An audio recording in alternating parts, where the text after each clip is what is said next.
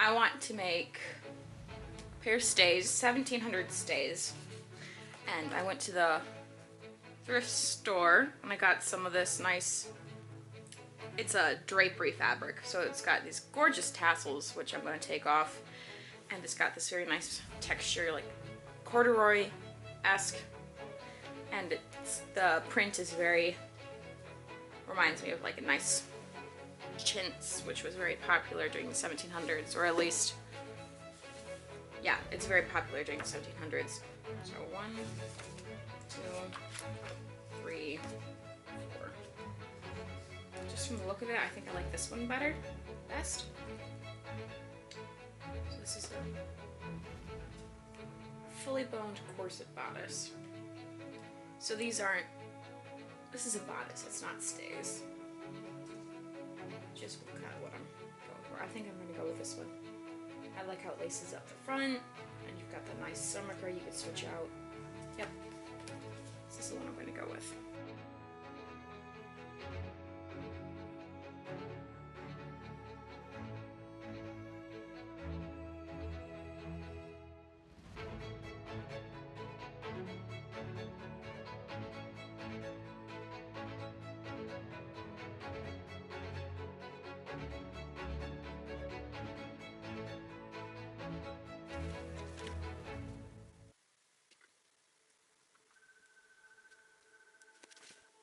Okay, so here are the 5 bodice panels and the shoulder straps, so 6 pieces together.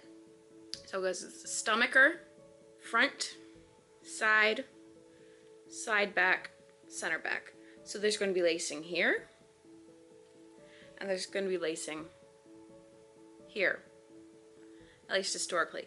I might end up just sewing that panel together and just relying on the lacing in the front, because that'll make it a lot simpler. And then you have the shoulder strap, of course.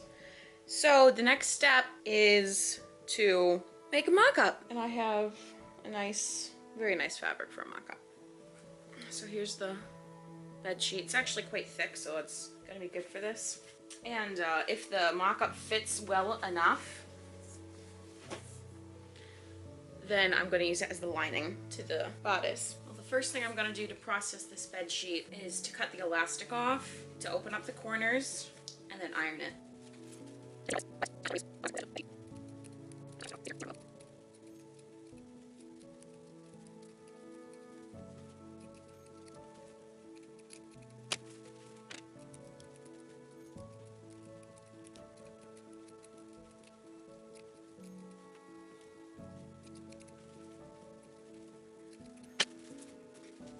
The next step is to make sure that all of the grain lines are in the right direction. This is one of the patterning steps, but didn't do it last night because it was getting late. So I'm going to look at the book and make sure the grain lines reflect the fabric.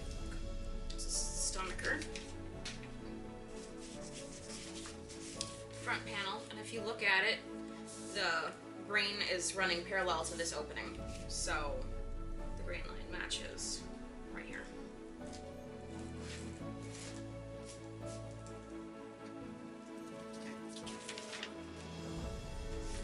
This panel, this is the center back, so we're gonna have the grain line go straight up and down the center of the back.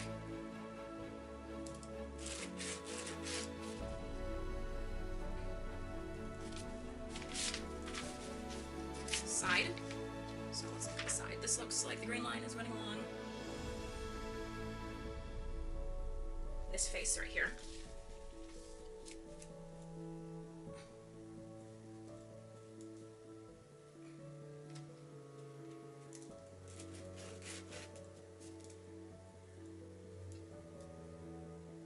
Okay, that one. Now let's look at the shoulder strap. I think it might be difficult to see that one. Just take a picture of the back.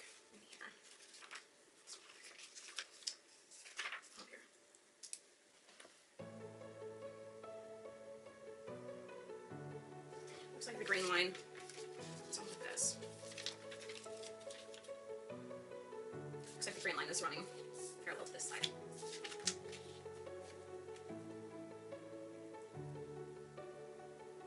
And that's the way I would put it if I was making this strap, because that would be the strongest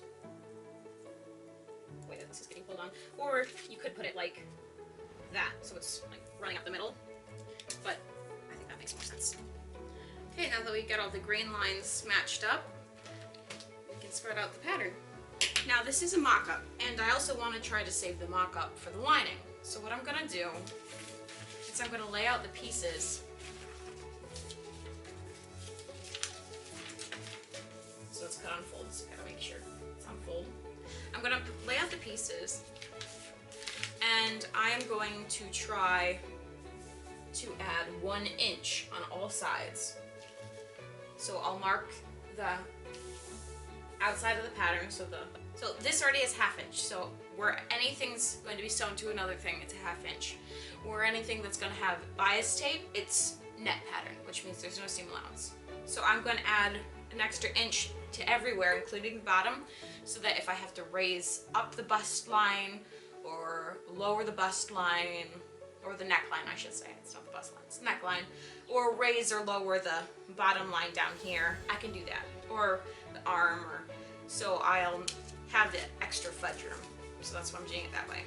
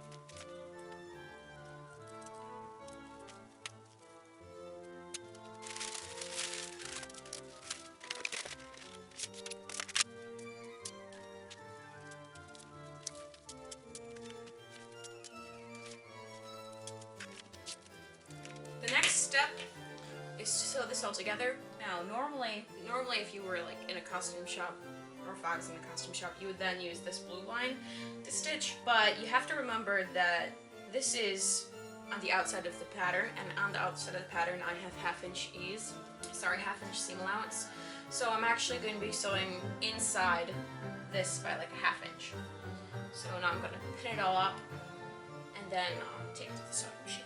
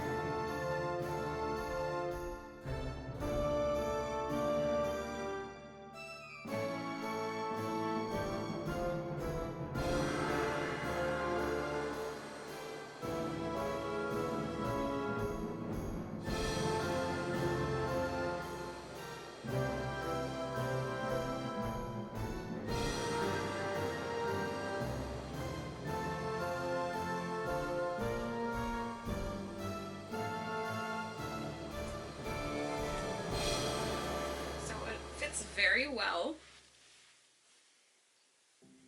Look at it. It does look like it's a little tight. I think I will make the stomacher this big with the extra seam allowance and everything. Just round these curves off. And yeah, so it fits nicely because, you know, it's also supposed to be a little tighter. So I think I'm gonna do what I said I'd do. Then cut all the extra seam allowance out. And then I'm gonna use these pieces to cut out the main fabric, because then I'll have a piece for every single spot. Of course, the next step is the long and tedious process of cutting all these pieces out. Now, I didn't pattern match, but I did make sure every single piece was on some sort of symmetrical axis, because these two are on this axis right here, so everything, part of this is symmetrical, and then these two look like each other because they're also on that continuation of the axis. So every single piece is going to look like, the reflection of the other, which is what I'm going for, because it wouldn't be particularly difficult to pattern match this, but I only have so much fabric, and this was the most efficient way of pattern matching, or doing something deliberate with the pattern and getting the fabric cut correctly.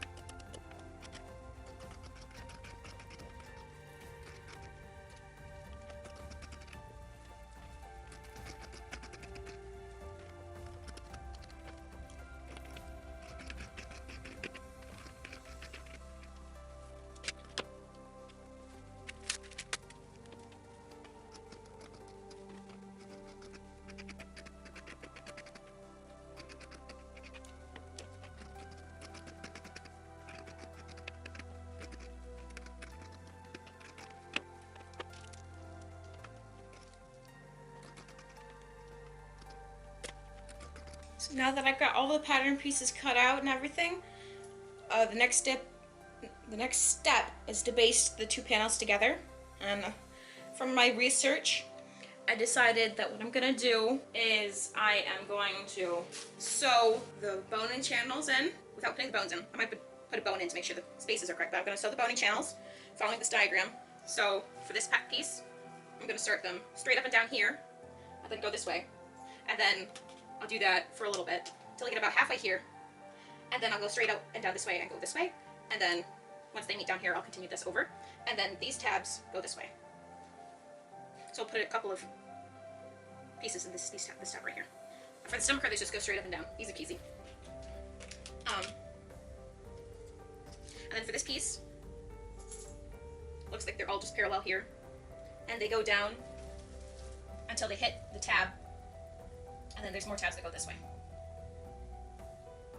So I watched a video, it was by Nicole Rudolph, and she says that these tab pieces actually, there's another patch, and then there's bones that go all the way up to like here in the tabs, and then these ones cross down over. So I might do that, because these bones are supposed to be like this. And then this panel, they just go straight here, and then the last panel, they go straight at the back and then over. Yeah, so in the book, which has the modified pattern, what they did is there's a roll line right here. So they had bones come slightly past the roll line this way and then slightly past the roll line this way, so they overlap each other a little. Oh, I see what they did. So these ones go up to the roll line and then they get stitched down. And these guys go down until they hit the bones here. So what I'm going to do is I'm going to sew channels on the flaps first, and then also in these panels. And then this one, it looks like the bones just go straight up. They like curve slightly here, but they go straight up. So that's what I'm going to do. And the reproduction doesn't have any bones in the strap, but the original does, so I'm going to follow the original and put bones in the strap. Okay, and I'm going to do pad stitching off camera, because I don't want to waste camera battery and space.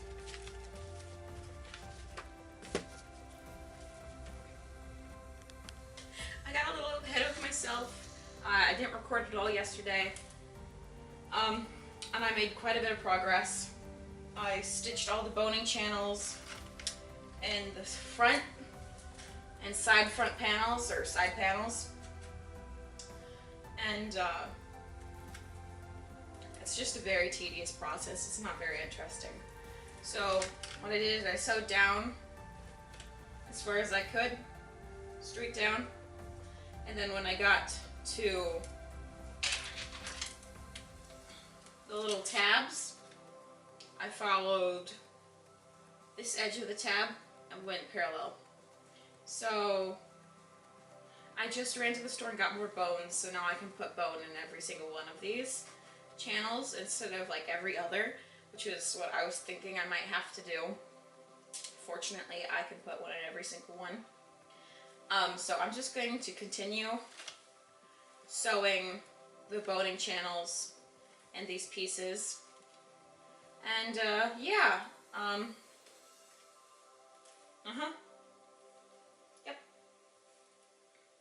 Yep, that's what we're gonna do. Yep, and I took I have all these threads here that I have to thread through the fabric so that they're not just tails everywhere. But yeah, so I sewed all these panels together. And you'll see the way I finish these, but I'm going to iron these flat and then put bias tape over the channels. That'll make it relatively easy to also make smaller or bigger in the future, so I think that's a very good strategy. Okay. And I'll take these bones out just to demonstrate, but even without the bones, you can see how much more rigid this panel becomes. It becomes more like a hot pad. It's very stiff. It's not really folding over on itself as compared to the other ones. So stop gabbing and start working.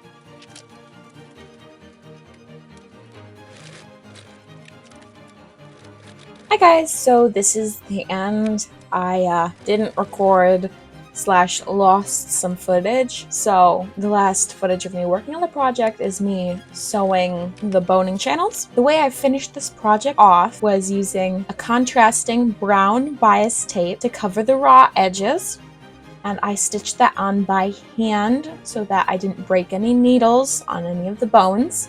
I really enjoyed working on this project. I definitely do it again, except I don't really need another 1735 bodice. And I really like the way this turned out. It kind of reminds me of Hobbiton in Lord of the Rings, and anyone who knows me knows that I am one of the biggest fans of Lord of the Rings ever. So it may not be now, but I would love to use this to make a Hobbiton inspired outfit. But as it is, I do have a shirt that I made and a skirt that I made for this project, but the skirt is going to be made into its own video, and at the end of the video, I am going to do a final reveal of the Shenley side of the bodice, so that would be the pattern side. That's the type of fiber that's used to make that drapery fabric. So I will do a final reveal using that side in a following video, and I'm really excited for you to see it. I had so much fun making it, and it's so much fun to wear and see. I think you guys will love it. Thank you so much for your time. Thank you for watching. See you next time. Bye!